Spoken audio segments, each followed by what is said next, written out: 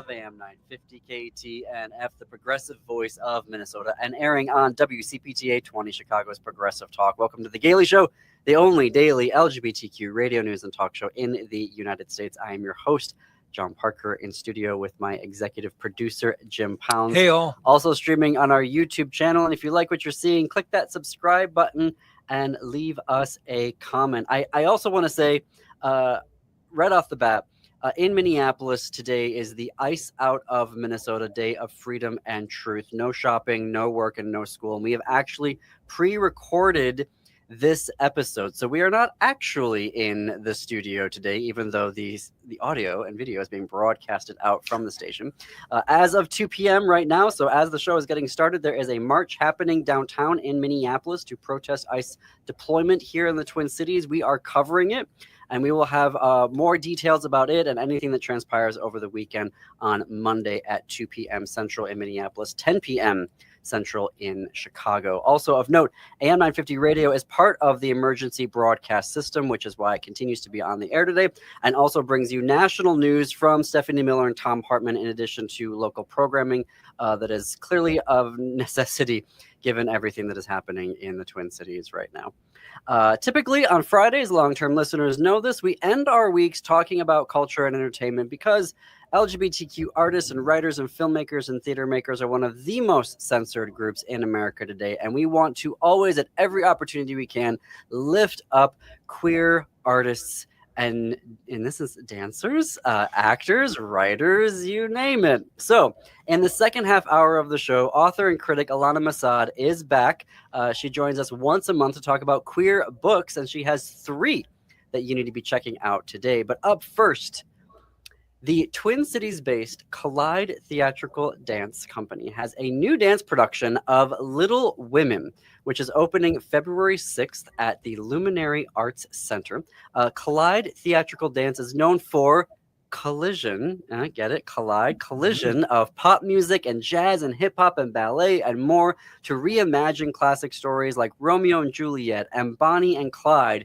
And performing as Beth in Little Women is Emily Pitts, who joins us now. Hello, Emily. Welcome to the Gaily Show. Hi, thank you for having me.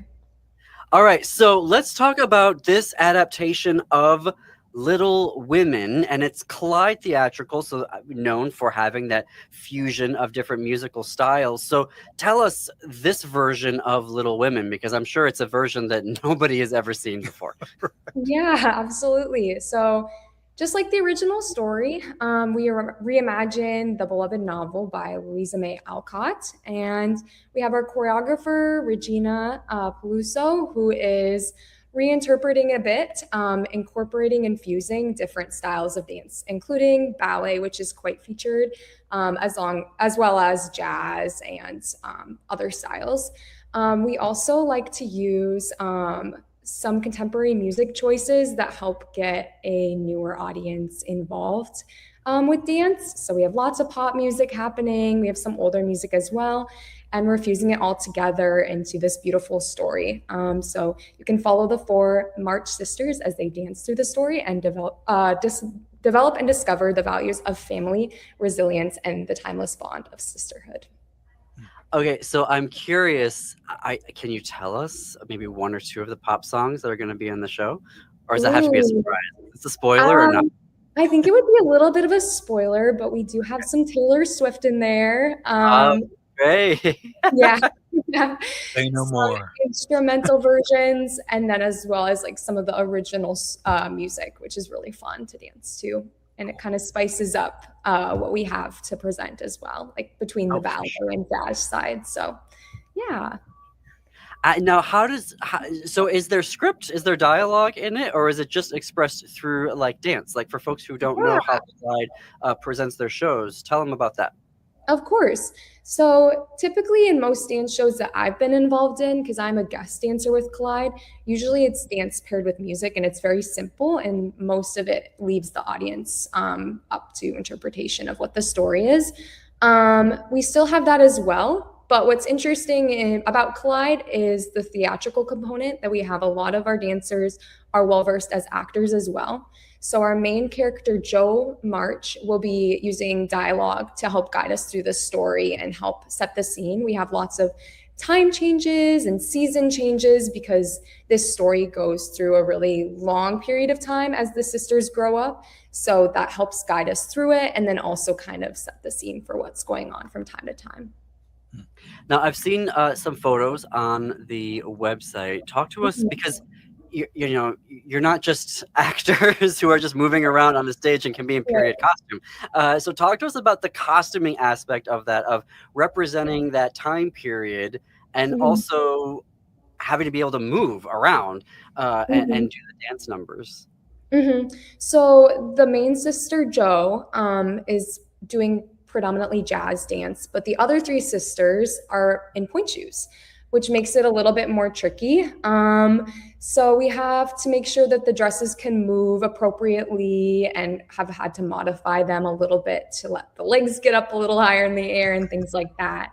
We also have some dancers during the party scenes that are wearing hoop skirts, which are really big skirts that go out to the side.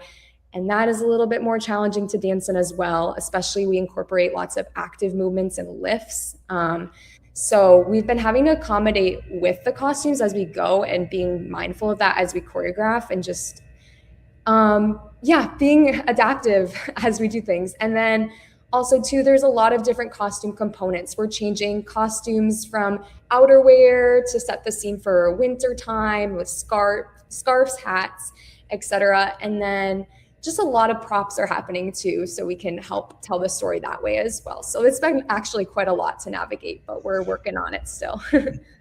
We are talking with Emily Pitts, who's portraying Beth in the Collide Theatrical Dance Company's production of Little Women, which opens on February 6th at the Luminary Arts Center here in the Twin Cities. Emily, I'm curious, did you have a connection to Little Women prior to being cast in the show? I've definitely watched the most recent adaptation of the movie, and I've heard about the story, read parts of it in school. I think it's a really sweet story because myself, growing up with two siblings, it's just nice to see how the sisters, nothing really super dramatic happens in the story, but it's just a telling of how they're growing up and the experiences they have with each other and how they ultimately realize that the best thing in life, despite all the different things that they might want, is just the family that they have and the connection they have through their sisterhood.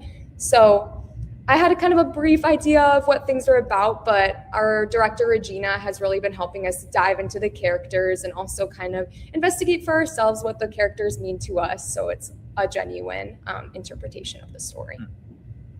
You said that, am I remembering this correctly, Jo is jazz. Doing jazz. Yeah, Jo March is primarily doing jazz dance, which sets her apart from the other sisters a bit. Yeah. So for you and the other sisters, what is your primary? Do you have a primary, or is it more like a variety of different dances that you're doing? Yeah, so we like to make sure that, well, all the dancers at Collide are pretty well versed in a variety of different styles. My primary training is in ballet dance, but I've also been raised in the competition circuit, so I've done everything. So I would say that we set Jo apart a little bit because her role in the family is she's a little bit more of the outcast, or she doesn't like to do what traditionally women like to do. And so we have her rebellious side featured a little bit there, explicitly, with her doing jazz movement, which is more percussive, versus the ballet side of things, which is a little bit more softer and elegant, so to speak. But yeah, we also have moments where, again, we spice things up, put that jazz music on, put that pop song on, and everyone gets down and parties. So there's a lot of variety happening, really. Love that.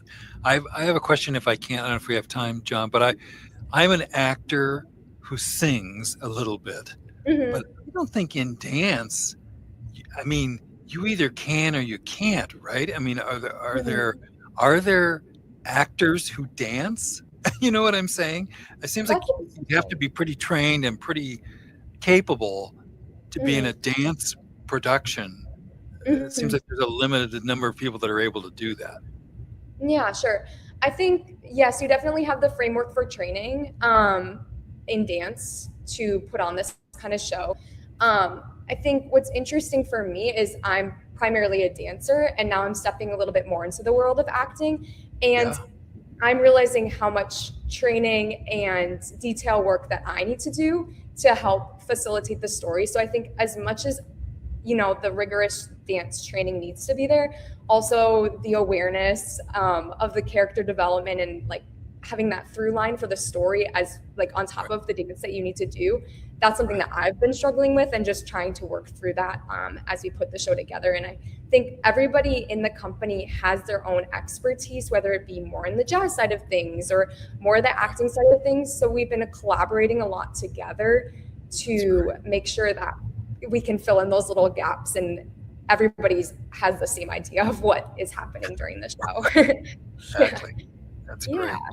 I'm curious, so you had some connection and knowledge of the story going into this production. What did you learn about the story that surprised you as you were learning the character and seeing the interaction with the sisters and going through the story?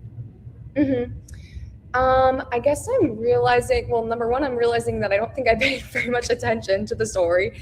So I just tried to get that through line because I'm like, oh, wow, there's quite a lot happening. Lots of parties, lots going on. But I think too, what I didn't 100% get from like at least the newest movie adaptation is that really what Louisa May Alcott was trying to say is that despite all the things that we have in life and all the desires that we want, whether it be, I want to be the best technical ballet dancer and achieve this or whatever, and I want to be in this show, I want to be in this Broadway show, I want to get this amount of money, like what really fulfills us day to day is the connections that we have with others. I think my character, Beth, she never really wants to leave the house. She ends up being this turning point for our main character, Joe, who wants to be this big writer and achieve all these things because Joe realizes that Beth is so fulfilled just being in the house and being in the comfort of her family. So we are going to have more with Emily Pitts, who is starring as Beth in the Collide Theatrical dance production of Little Women, which opens February 6th at the Luminary Arts Center. Stay tuned. You are listening to The Gaily Show on AM 950 KTNF, the progressive voice of Minnesota, and WCPT 820, Chicago's progressive talk.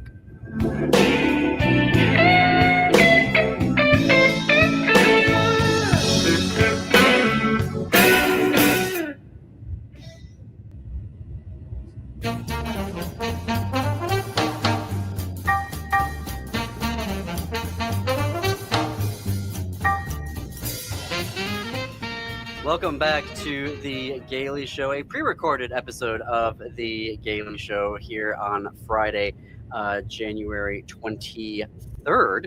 I am your host, John Parker, in studio with my executive producer, Jim Pounds. We are coming up on the bottom of the hour and very delighted to have with us Emily Pitts, who is starring as Beth in Collide Theatrical Dance Company's production of Little Women, which is going to be at Luminary Arts Center starting on February 6th. You can get your tickets at collidetheatrical.org. There's also a special mother-daughter night that we're going to tell you about a little bit later on with a special discount code that you can use. Emily, before we get to that, I am curious about how you came to dance. Like, what got you started as a dancer? Yeah, so I grew up in the world of competition dance. So I was fortunate to get exposure to a whole bunch of dance styles. I learned ballet, jazz, tap, hip hop, and beyond. But ultimately, my greatest love was for ballet. I really liked the rigorousness of that, and then also the character building that I experienced when training rigorously in classical ballet. It just taught me great skills of discipline and just having like respect for myself to work hard and stay consistent to myself. So that was really awesome. And then I trained at Minnesota Dance Theater in Minneapolis, Minnesota for a number of years, grew up through their professional companies. So I became an apprentice dancer with them. and then a company dancer for several years. And then unfortunately, several years after COVID, we had to shut the company down due to financial reasons and just a lack of funding for the arts in general in the Twin Cities. So right now, I'm a freelance dancer, and I'm really lucky to get the opportunity to guest with Collide for the show. I don't know what competitive dance means. Like, what Oh is yeah. that?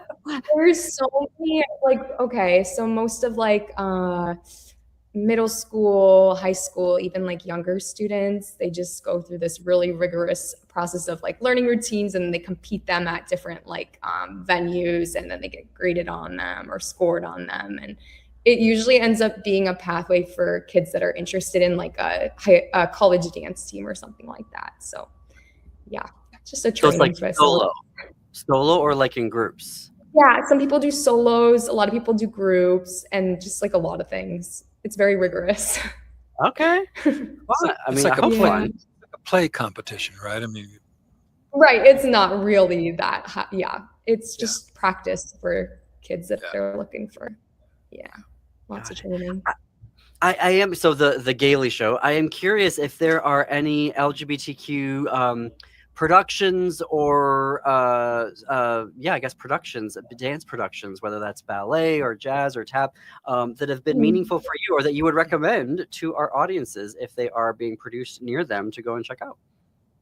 Yeah, absolutely. I know in the Twin City we have Ballet Collaboratory in St. Paul, which features a lot of queer dancers and queer stories. I know their Nutcracker has an LGBTQ couple as the main partnership. I think that there's a lot of modern dance projects that are exploring queer identities happening. We have things happening at the Southern Theater, which is on West Bank, if you know where that is, over there. And then more shows just happening kind of one-on-one at the Luminary Arts, which is where our production will be. What I will say is that in general in the Twin Cities right now, there is such a lack of funding for the arts and dance, unfortunately, that there is not as many productions happening that there used to be. But we truck on, and I think too it allows more of like an openness to what different dance projects can be, since we're in this kind of high stakes period. So lots of people creating work, especially work that extends itself beyond like the traditional classical ballet setting, especially to like myself being a classical ballet dancer for most of my training and career. Like I feel like most of the projects that I was initially involved in, like the character limitations or like the gender constraints are very rigid. Like ballet females always are wearing pointe shoes and male dancers are partnering. So that's usually how it is. But I think now that I am a freelance dancer and getting involved with a variety of projects, there's so many different opportunities for what my training can provide itself to, especially in contemporary dance, or we call as neoclassical ballet, which is like ballet with more, whether it be modern music or contemporary infusion or things like that. So lots happening, but also we as artists could really use the supportive funding to make those projects happen. Yeah. So let's talk about that right now, because for folks, I mean, it was already a fraught environment. And then the Trump administration last year, through the National Education and Arts, the NEA grants, just started yanking them left and right. And I know that just caused havoc here in Minnesota. You know, tens of millions of dollars just revoked within the space of a few weeks. So how can folks support Collide Theatrical Dance? Yeah, so we have a website at collidetheatrical.org. There's a donate tab where you can contribute. Really, any amount is meaningful. I think some people feel like it has to be a certain amount to actually contribute. But we're looking for so many things like this production. We have dancers wearing pointe shoes, and we're looking for those who can help donate, because the pointe shoes are very expensive and we go through a lot of them, or different costume components that enhance the show and make it more interesting, as well as just making sure that our artists are paid fairly. So yeah, any amount matters. Again, collidetheatrical.org, and then there's a donate tab. We also did not receive the grant funding that we were expecting to receive this year, because in general, the funding towards dance and the arts has been dwindling, as we touched on. And it is really troublesome because dance and the arts serve as a safe haven for many people, including members of the LGBTQ community. And it's a major form of expression and self-expression. So yeah, again, any amount matters and is meaningful, and we would appreciate any help we could get. Emily, this has been such a delight. So great to meet you. What is the approach? So for actors, we'd say break a leg, but is that what is the way of saying good luck to dancers? I suddenly thought in my head, I'm like, don't say break a leg. Say break a leg. Some people still say break a leg. It's okay. But I think what I was taught is we say merde, which is the French word for like elephant poop, to put it respectfully. But yeah, I'm a French citizen, so yeah. Okay. He knows how to say that word. Emily, this has been so great. Merde, I guess. And the show is Little Women.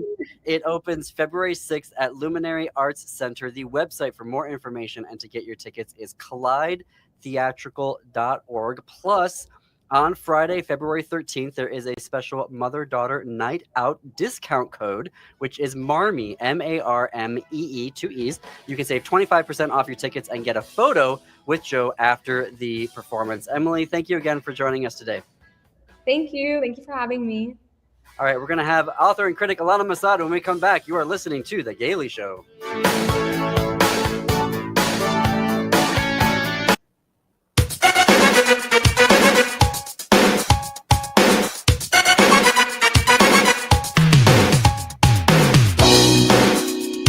Coming to you from the studios of AM 950 KTNF, the progressive voice of Minnesota, and airing on WCPT 820, Chicago's Progressive Talk. Welcome back to The Gaily Show. I'm John Parker. It is 33 minutes after the hour, also streaming on our YouTube channel right now. And if you like what we're doing, click that subscribe button. But as a reminder, yes, this signal and this video is being broadcast right now, but we have actually pre-recorded this episode. Today in Minneapolis is the Ice Out of Minnesota Day of Freedom and Truth. No shopping, no work, and no school. So we have pre-recorded this episode. We're not actually in the studio right now. As of in the 2 p.m., just about a half hour ago, a march protest started in downtown Minneapolis. So we are covering that. We will have the latest details of what is happening as we have continued to be covering this story on Monday at 2 p.m. here in Minneapolis, in 10 p.m. in Chicago. And of course, we'll be following what's happening over the weekend as well. Just a reminder, also, the AM 950 radio is part of the emergency broadcast system. And that is why it is continuing, obviously, to be on the air and bringing you national news from Stephanie Miller and Tom Hartman, as well as local news and programming today, because we all need to be keeping ourselves in the know about what is happening. But we are continuing on our Fridays, which is focusing on culture and entertainment, because we need to be lifting up queer authors. I would say in particular, because they are telling stories that need to be told right now. And once a month, on the third Fridays of the month, Ilana Masad, a writer of fiction, nonfiction, and criticism whose work has been widely published, joins us. She holds a PhD from the University of Nebraska-Lincoln and is the author of the novels All My Mother's Lovers and Beings, as well as the co-editor of the forthcoming anthology Here for All the Reasons Why We Watch The Bachelor. You can find out more about all of her writing at Ilana Massad, MASAD.com. Ilana, it's so great to see you again.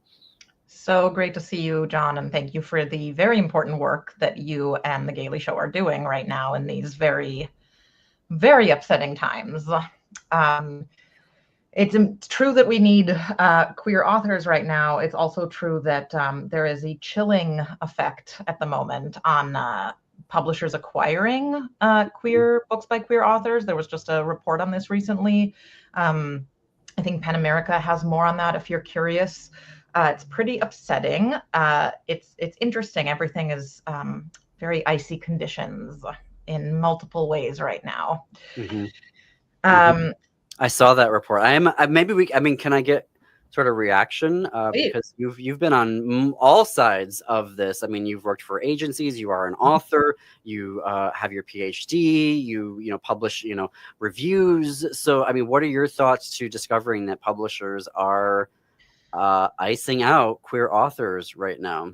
Yeah, I mean, I will say it is not entirely a surprise. I don't also think it's all that new. What I mean is that I think what's different is that they're admitting it openly now. There is a sense that many queer authors have that like various imprints, various publishers, imprints within publishers will have kind of like the queer book each season that they will publish. So there's still all this sort of tokenization happening, and so I think that it's been clear to many folks for a while that it's pretty common to receive a rejection from an editor that's very vague, and you never know, is that because they actually just didn't connect with the book and didn't fall in love with it? Is it because they already ticked off their big gay book of the season?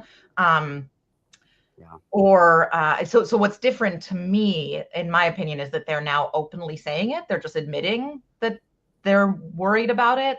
And that is very concerning because that means that they are comfortable admitting it.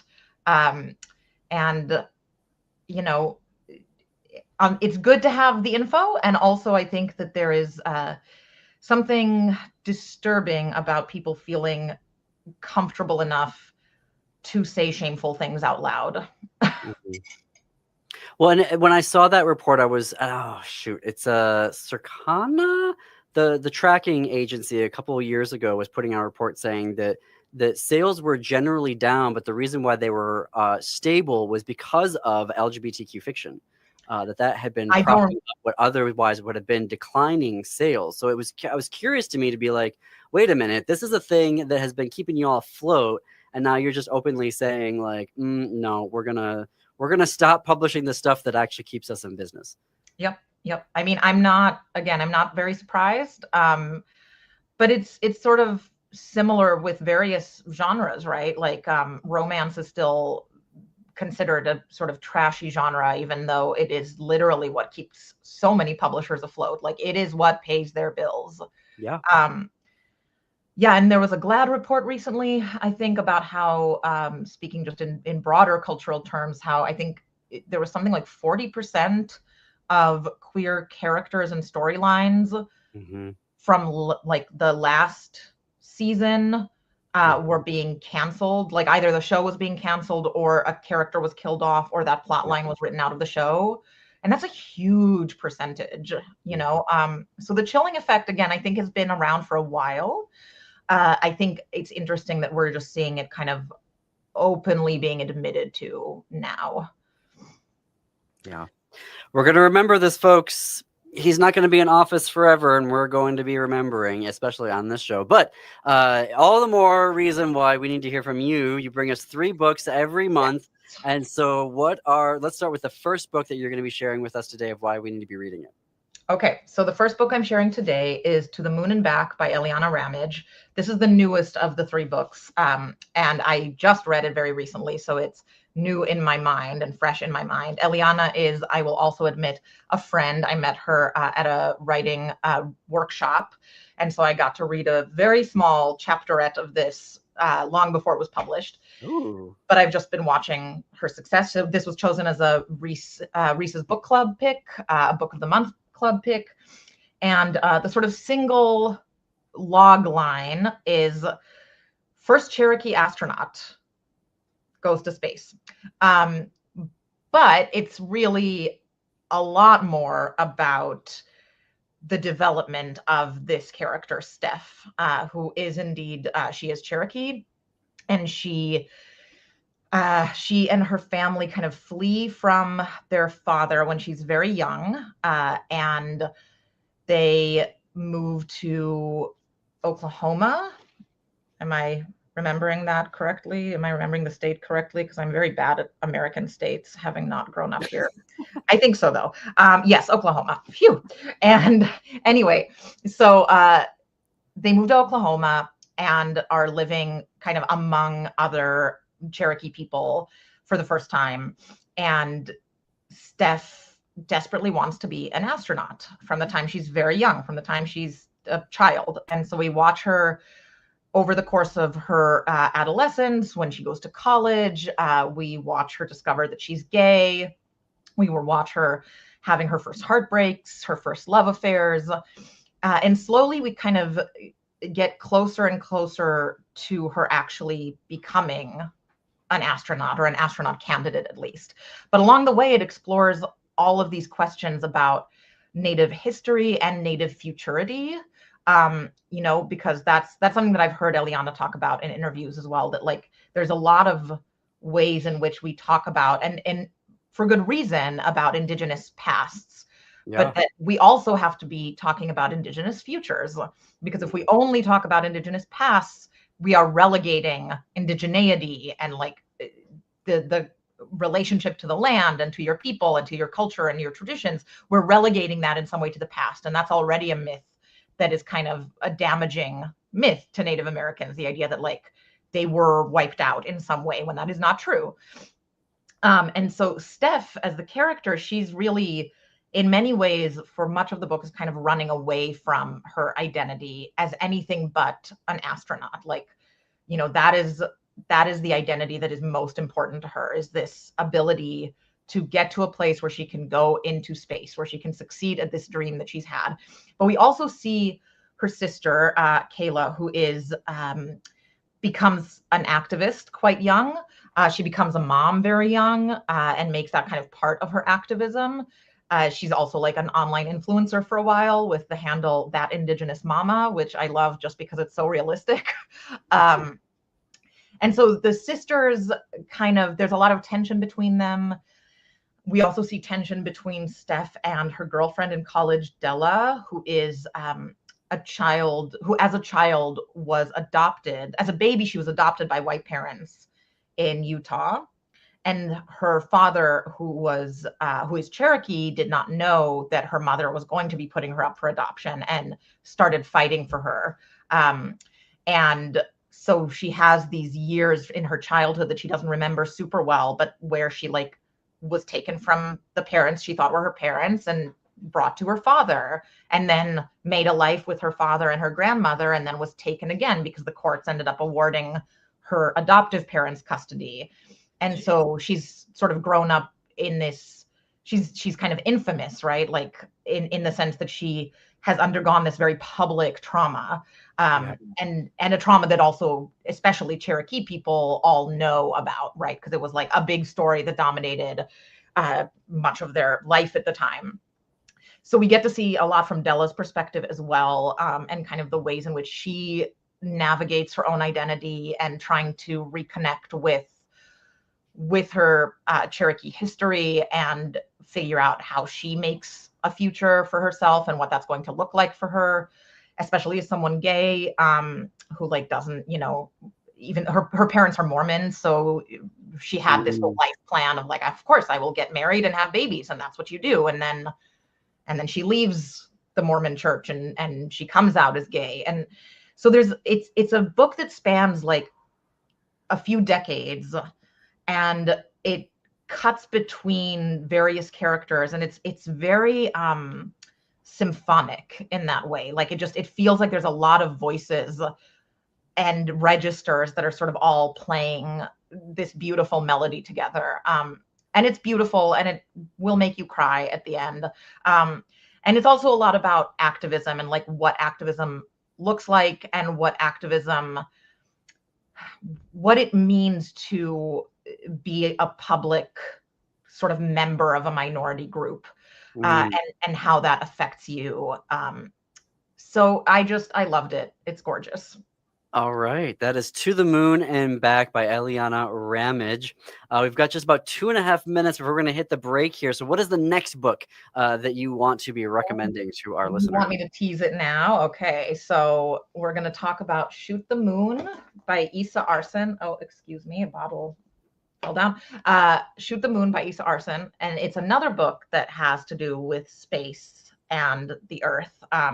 All of the books that I chose today are specifically very much escapist, in the sense that they are all about people who want to escape, people who are shooting for the moon, or people who are literally in space, because, we all are very aware of what is happening right here on Earth. And sometimes we need to take a moment to step back and dream a little bit. So yeah, so Shoot the Moon by Issa Arson is the book that we will talk about, I think, after the break.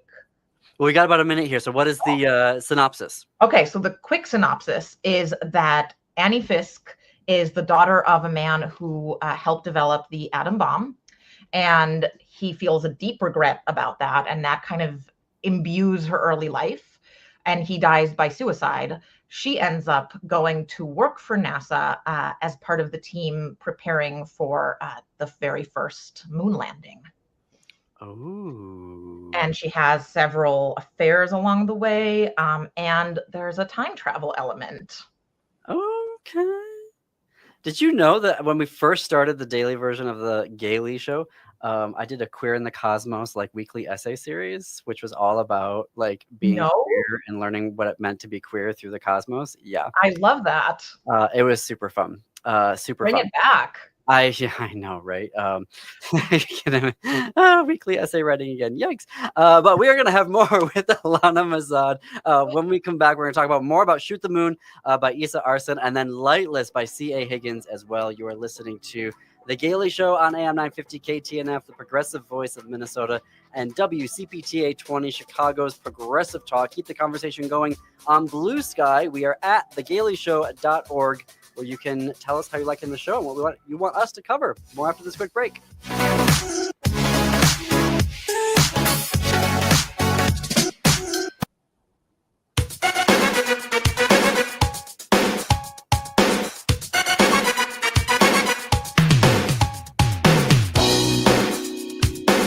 Welcome back to The Gaily Show. I am John Parker. We're coming up on the top of the hour. The third Fridays of the month, author and critic Ilana Massad joins us to talk about queer books that we need to be reading. Before the break, Ilana introduced us to the Moon and Back by Eliana Ramage, and we just got started on Shoot the Moon by Issa Arson. Ilana, take it away. Yes. So as I was saying before the break, Shoot the Moon is about a woman named Annie whose dad was involved in the creation of the atom bomb. He was in the Manhattan Project and lived with great regret and died by suicide.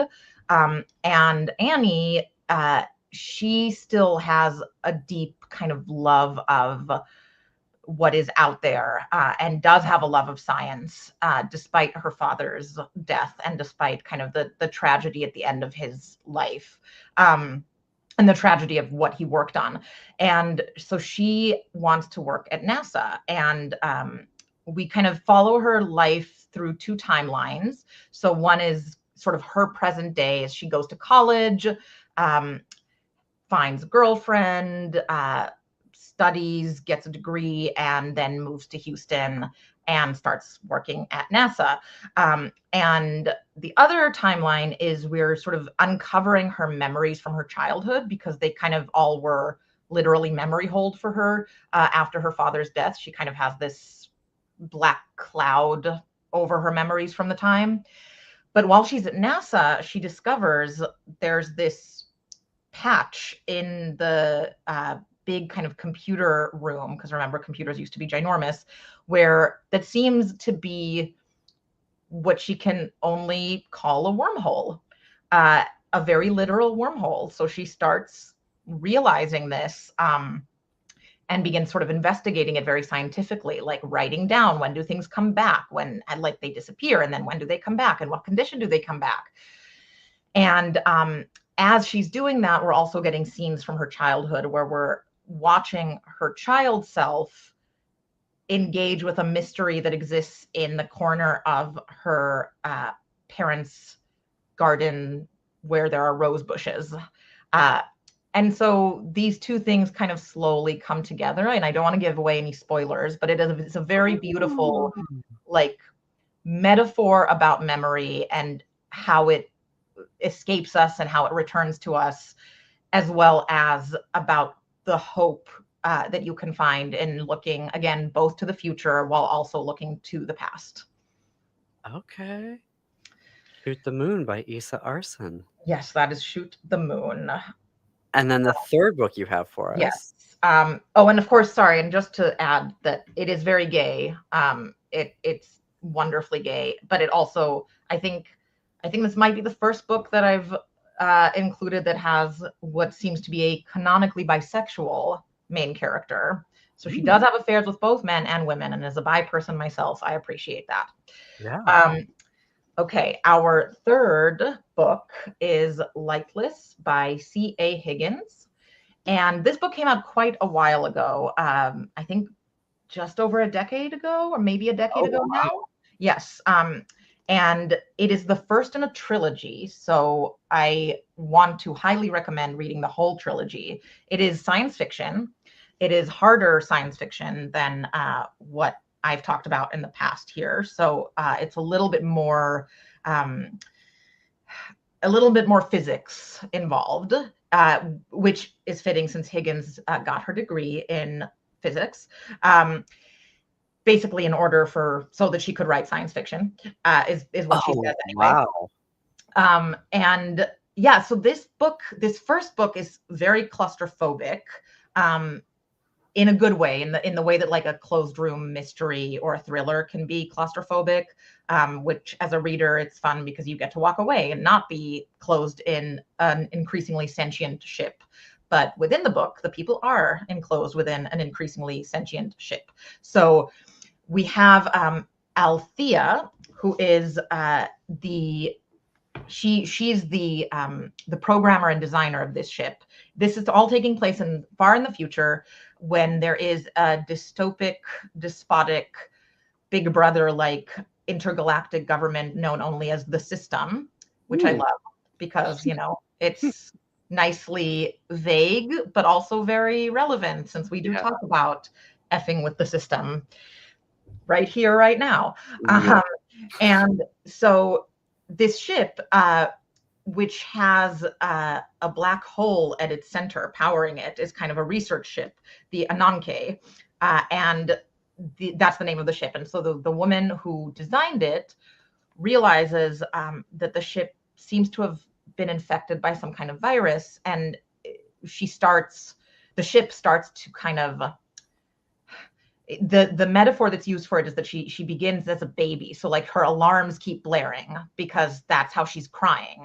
And slowly she develops into kind of a toddler brain where she's just like really changeable and like wants Althea, but doesn't want Althea. Interesting.